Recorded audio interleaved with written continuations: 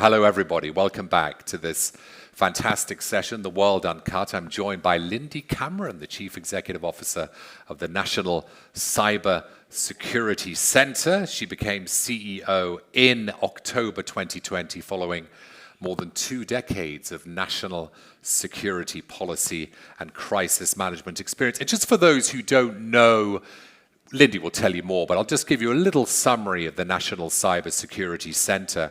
Essentially, they support most critical organizations in the UK, the wider public sector, industry, SMEs, as well as the general public. So really important. So when cyber incidents do occur, they provide effective incident responses to minimize harm, obviously, to the UK, help with recovery, and learn lessons for the future. So that's just a little summary in case you're not overly familiar with the National Cybersecurity. So thank you very much for joining us today. Pleasure, thank you. In a word, I love these short, concise questions just so we get a flavor of what you're like.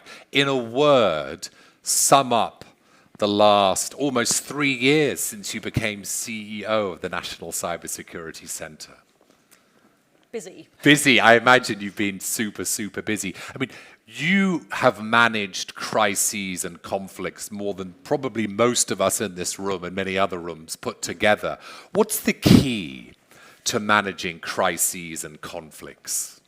So for me, the key is being able to stay really calm, but also to understand what's going to happen. I think organizations that we work with who have rehearsed what might happen in various scenarios are just so much better prepared for the real crises when they come along. And that's what we say to boards and to organizations is imagine your worst day and imagine it before it happens and then practice it. Imagine being sitting in front of you, for example, on the news, explaining why you've lost your organization's data or why you can't provide the services that you're able to. If you understand what that feels like, it will drive the behavior and the preparation in your organization to make sure that you understand where those are really critical issues and actually where they're recoverable. That stops So wargaming, essentially. Wargaming, absolutely. Yeah. The point is, it stops you panicking. It means you know who you're going to need to call.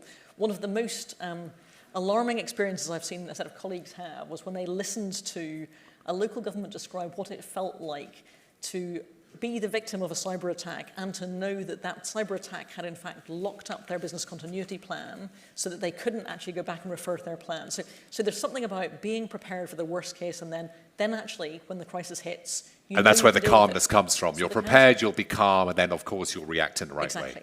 I think the other key thing is just recognizing it will play out in public. So, you're a media man, basically.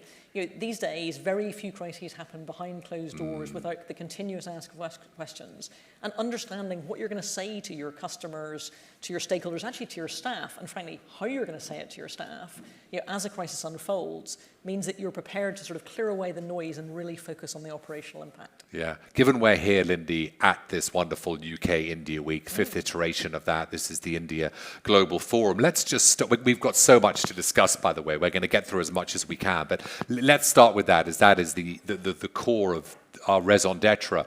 How is the UK and India collaborating to enhance cybersecurity measures and exchange information on cyber threats? What's that collaboration like between your entity and other entities in India?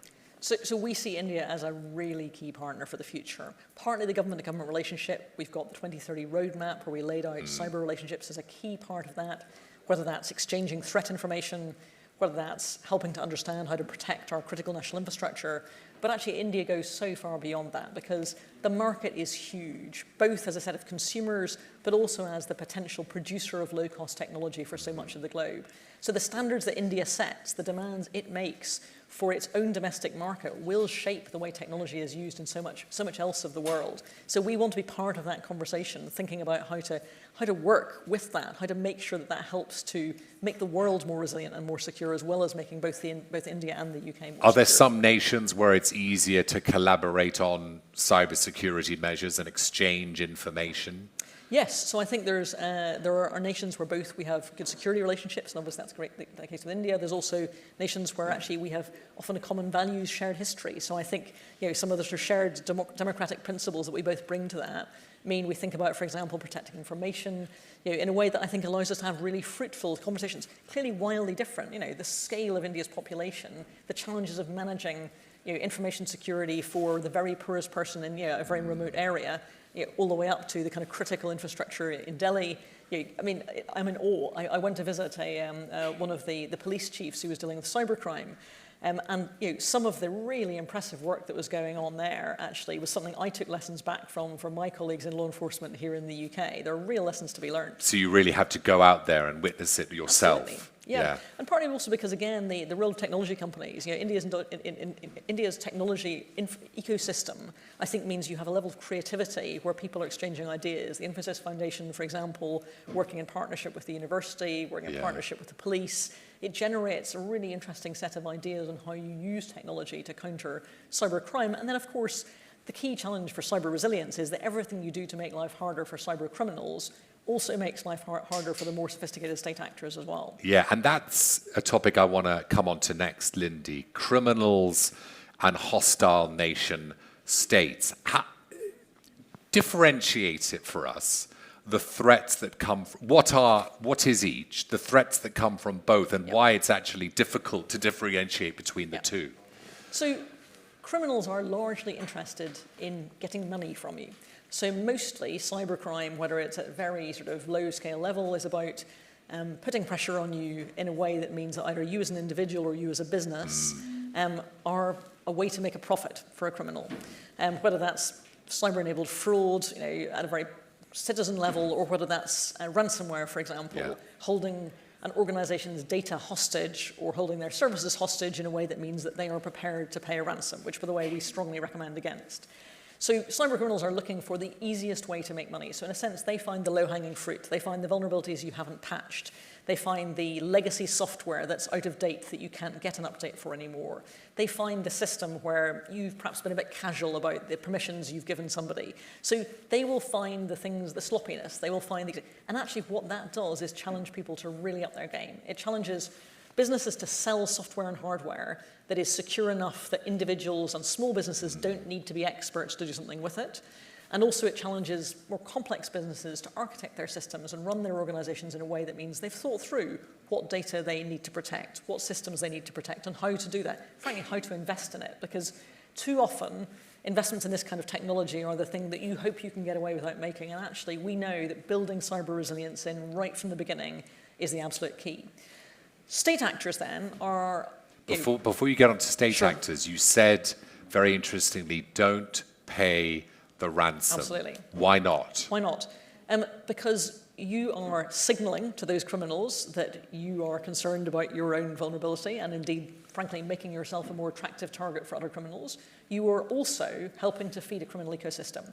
So I think sometimes people think they can convince themselves this is acceptable because it's done in this cyber environment. If you were handing over a bag of dirty £10 notes to a known drug dealer on the corner of the street, you'd feel pretty bad about that. It may not be illegal, but it's definitely immoral. And I think people need to think quite hard about whether they're prepared to feed that kind of criminal ecosystem. Is it illegal, by the way? So it's not illegal to pay a ransom. There are certain contexts in which we've said no, but basically for most people it's not. It's not illegal, right? But it's as I say, it's deeply unhelpful. And I think that we want people to, frankly, we would like people to admit to what's happened, have built their resilience so that they were able to let it all come out. So the cyber criminals, they're going to release all the personal information, the data. So the point is, be confident you're in a position where that's not going to be too much of a risk. To have your backups, know that you've got your data backed up, understand what data you've got and how you've protected it, have run those tests to be confident that actually they're not able to access that. So build your resilience, put the effort into making yourself as resilient as possible, not working out how to pay off the criminals once that happens. That's the key. Okay, so that's cyber criminals who essentially just trying to get money out of you as an individual or a company, and ransomware is the obvious way of doing that, and it's proliferating by the millisecond. Now, hostile nation states, how do they differ from cyber criminals? So some states are, of course, also interested in making money. Yes. But most states will be more interested in information. So these may be more sophisticated actors who you are less likely to spot. Criminals are trying to make sure you notice them because they want you to pay. State actors may not want you to spot them on your systems. They may want to have long-term access to your data. And they're probably going to be more targeted about what it is they're interested in. So think espionage rather than blackmail, basically. Think about the kinds of organizations that might be more at risk, whether that's supply chains to defense industries, for example, whether that's government, whether that's our critical national infrastructure.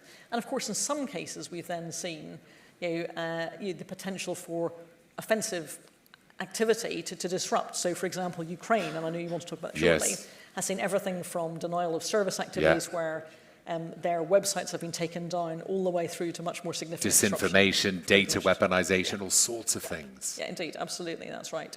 So I think it's thinking about what's being done and why. The methods, the vulnerabilities are the same. Some of what we've seen is the result of the way that software and hardware was built over the last 30 or 40 years. We're still dealing with a huge category of vulnerabilities that are the result of the way we design some of the most basic technology that we've been using for decades. That's partly why our challenge in AI, by the way, is to make sure we design the fundamentals into the technology now so that we make sure AI is secure from the very beginning. We can't rely on our ability to retrofit security into the technology in the years to come. You've said about AI. I have, that's right. Yeah. And we've been saying it about all technologies. We say secure by design is the way to go. So make sure that you're building secure technology and selling it securely. Right. Secure by design. I mean, as we're on AI, and we'll come back to state actors as well, how are cyber criminals, how are state actors using AI? Just explain to us, because it's the buzzword and we're all excited about ChatGPT and it's the hot topic of discussion, but how are they using AI for nefarious purposes? And what else should government, you've touched on it, what else should governments, businesses, what should we all do to ensure that we counter that threat? So I think we expect to see a level of experimentation going on by criminals as much as by governments and indeed by businesses at this stage. The most obvious benefit of the new large language models which are being pushed out is that they write beautifully. So the days of badly drafted spear-phishing emails that you can spot because the grammar is poor, I think are probably long gone. And we also expect to see a level of automation, a level of pattern recognition. But I think that that's as true for the cyber defenders as it is for the cyber criminals. So we expect that artificial intelligence will help both cybersecurity experts and cyber criminals. Yes. What I'm most worried about is this issue of building security into the technology, because artificial intelligence is highly complex. We really can't expect citizens, small businesses, to understand its properties. And in fact, even experts in AI are understanding the properties of, for example, these new large language models as they evolve. So if you don't understand the properties, how can you protect yourself? Exactly. So at the most basic level, we know that large language models hallucinate. So they are beautiful, eloquent drafters of language, but they make up facts. Yeah. So understanding that helps you then to work out how you use that and how you don't use it. So you don't ask it a factual question, but you could ask it to draft a beautiful poem, for example. So understanding the properties is important because, for example, and we also see categories of threat that are evolving with that new technology. Yeah. So the ability the ability to poison models, so the ability to train models on data that introduces bias. So the need to understand how models have been trained and therefore what they will produce at the end of that. So it's a whole category of what we call adversarial attacks that is created with this new technology. How do we prepare for future threats? How do you? It's your job. You've got to look, not just 1 minute, 1 hour, Absolutely. 1 day, 1 month, 1 year into the future. I guess you're looking 20 years into the future. So how do you prepare for future threats and ensure that we as a country, and we collaborating with India, can remain at the forefront of cybersecurity innovation and cybersecurity expertise? I'm lucky that we have some of the world's leading experts in these technologies in my organization. Some absolutely fantastic people who've been working on this for years. And part of how we do that is not only have that expertise ourselves, but also work with other partners. So when I visited India earlier this year, I went with one of my senior tech directors who was fascinated to hear the different experiences, for example, that India had with cybercrime, a different geography, a different category of criminals. So actually really helping us to understand how threat is seen not just in our own geography, but actually elsewhere. International partnership will be an absolutely critical part of understanding that threat. But being able to think through the future technology will be as well. So my challenge to my team is, we are the national technical authority. Are we doing the things that we and only we can do? And are we helping others to take on the responsibilities that they should be able to take on, that sometimes in times past we've frankly done for them, but I'd like them to take a little bit more of the load on. And I think that's our challenge to our critical national infrastructure, that's our challenge to government, that's our challenge to citizens as well. But key in that is we also want the people selling technology to be responsible enough not to load the weight onto the consumers, onto the purchasers. We need technology to be sold that's secure. And that's why, for example, in the UK, we have new laws that are ensuring that you can't sell basic Internet of Things connected devices with a default password that you can't change. It's just raising the bar for what's acceptable. In the same way we wouldn't be allowed to sell a flammable sofa in the UK anymore. We want the technology to be secure enough that people are protected. What are the threats, the future technologies that make your jaw go, ah? You must have that a lot. I mean, give us a sense of threats coming in the future, technologies which will be used by nefarious actors to harm us. So I think clearly AI is the one on everybody's mind at the moment, because I think people have realized this will result in a sort of jump in the technology. It's an exciting moment. Many of my staff are very excited by the potential.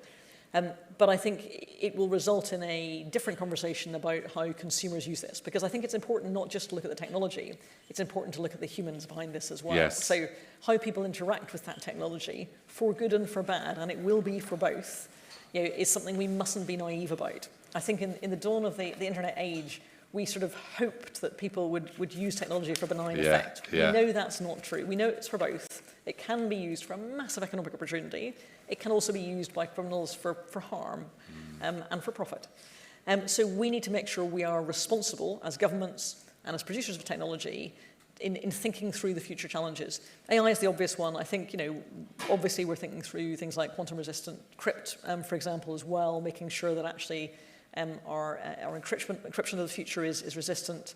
We're also thinking, I think, about how it is that different the geopolitical context. So how it is that will change, how the rules of the game change. So how it is that different threat actors will feel enabled to use technology. So, for example, one of the things I worry about quite a lot is proliferation. It used to be the case that in order to have really sophisticated capabilities, you had to be quite a well-off state that was able to fund a large security and intelligence service. But the kind of capabilities that are now offered for sale mean that you have to be wealthy, but you don't necessarily have to be technically sophisticated in order to buy and use those capabilities. And that means there are a wider range of nations that are able to use capabilities they previously didn't have access to. Can you give names? Well, so I wouldn't want to go into specifics, but I think you'll have seen the public debate, for example, about some of the NSO Group software previously. And that's the kind of technology that we want to make sure everybody has thought through quite carefully how it's sold, how it's used, how it's regulated. Let's push you on some names. China, Russia, obviously always at the forefront of discussions when it comes to cybercrime, both from a hostile actor perspective or a state perspective. What type of threats and activities from these two nations? You've talked about Ukraine and Russia. What type of threats and activities from these two nations concern you the most, and what measures have been taken to counter those threats? So if I go to the measures first, Yes. The most important thing we do is to ask everybody to raise their resilience, to understand the threats to their particular group or their particular organization, and to act as if that threat is real today and happening, and then be confident that you have built your resilience in a way that means you'd be prepared to defend that publicly. So, if you're a government department, that you understand the espionage threat. If you're running our critical water or electricity systems, that you've thought through what disruption might look like, how you take systems safely offline, because there's a lot of old technology used there as well. And indeed, how that would change if the geopolitical context changed. Clearly, what we've seen in the case of Russia was historically a huge amount of cybercrime that emanated from Russia. But of course, in the last 18 months, the biggest challenge has been what our Ukrainian counterparts have experienced in the context of the Russia-Ukraine conflict. And I think what that has taught people is that cyber conflict will not be a separate special category that sits differently. It's part of the conflict. It's part of the main thing, It's part of how states will use those capabilities in an integrated way. And we are in awe of what our Ukrainian colleagues have both Are you learning from them? Absolutely learning from them. I think it is a critical lesson in how the defender has a vote. They were not passive. They had significant experience. Explain what that means, how a defender has a vote. So how well you are prepared Right. affects what you experience in cyber So they were conflict. prepared for this. They knew what was coming, did they? They had experienced a significant level of cyber threat since at least 2014. There had been significant threats to Ukraine and different cyber incidents in the past that meant that they knew this was likely. And I think, of course, then in the wider conflict, they were ready for the fact that cyber was likely to be one of the vectors of conflict. So they had built a level of resilience. We had obviously supported them with that, and we're very proud of that, as had a number of our other international partners. But I think the thing they've all given us is hope, is that, and as I say, they've been working flat out. I'm not sure any of them have had a sort of a day or a night off for the last 18 months. But they have reassured us that if you build that resilience and if you think through that threat, you can actually defend a country against that kind of cyber threat. Lindy, we barely touched the sides or scratched the surface. And look, we're 3 minutes to go, but I'm going to quickly an elections question and just something about you, because you're wonderful, and it's great to hear something about you and how you cope with all this. Clearly, elections and is a huge issue, and cyber attacks against government institutions, political systems is prevalent, and we don't need to say what or how. It's clear, it's out there. How do you, as an institute, as a body, as an entity, help to safeguard the integrity, the security of our democratic processes, our elections, and elections around the world? So some of it is really obvious. We work with key partners like the Election Commission on understanding the processes they use, giving them great advice on their own resilience, understanding how technology changes. So, for example, as countries move to more electronic voting, to the different use of technology, that's both a huge opportunity, but also it potentially poses an opportunity for people who wish to do us harm. And some of that, of course, is in the disinformation space, affecting voters' opinions, which is not something that we deal with directly, but something we're obviously concerned about as well. You can manipulate the technology to change a vote. You can, more importantly, manipulate the opinion of an individual by showing them false information. So we're part of a group across government that worries about that and thinks about how to do that. We give advice to political parties, we give advice to individuals who are a particular threat as well, people who might be standing as candidates in elections, or indeed actually government organisations receiving a new sort of set of incoming MPs or ministers. So we think that through from beginning to end. I would have to say, actually, that the trickier one recently was, in fact, securing Eurovision, which we got lots of attention on. So it's not just the elections. Would you say securing Eurovision, the voting process? The voting process, yeah. We work very closely. Some say it's rigged anyway, but I won't say that. That's contentious. We work very closely with them to make sure it wasn't disrupted, given the obvious. I'm not saying it's disrupted. I'm saying it's a funny contest loosely, but it's wonderful. Indeed. It was a great success. Is there anyone here who's got a more stressful job than Lindy? Put your hand up. No, how do you deal with stress? Because, it sounds like you've got pretty much top percentile stress job. How do you deal with it? Do you sleep much? What are your secrets to dealing with a very stressful environment? I actually sleep very well because I have a wonderful team who I'm certain know how to wake me up if I'm needed, but I'm rarely the one on point right at the front end of these incidents. We have, as the UK, we're really proud of the fact that we have developed an excellent incident management response system that allows us to really triage key incidents and work out both how we respond, but actually how we hand off some of those to fantastic private sector critical incident responders, for example, as well. So I'm confident we've done the preparation. I've also been through some pretty tricky times. I served as a civil servant out in both Iraq and Afghanistan. I've been in contexts where we've had to take decisions that affect people's lives. Fortunately, cybercrime is mostly about money rather than people's lives. And so actually it allows, I think, a level of long-term thoughtful planning about how we build that resilience. There are contexts I've been in that have been more challenging when it comes to the emotional demands of those. Number one worry? What is your number one worry? That classic, what keeps you awake at nothing does. She sleeps well, she said. What in theory keeps you awake at night? So my number one worry, it actually takes it back to a question you asked me earlier, which is, what will the technology challenges be in 10 years' time? So are we really investing in keeping our edge in a way that means that we will spot the new trends, the future challenges? Because so much is going on. We have so much work to build the resilience of the UK, and we've done brilliantly, but there's a load of work still to do. We have to build the resilience of the UK against the known threats, the known vulnerabilities, but we then have to think about how it will change in the future. That is the bit I try and focus my energy on and try and keep my team focused on imagining the possibilities for the future in a way that means we'll be prepared, and I won't have to apologise to my successor for having missed that. Brilliant. Lindy, you've been fantastic. Can we have a massive round of applause for Lindy? What a great chat. We barely covered anything, but we covered a lot. I had so much to ask Lindy Cameron, CEO of the National Cybersecurity Centre.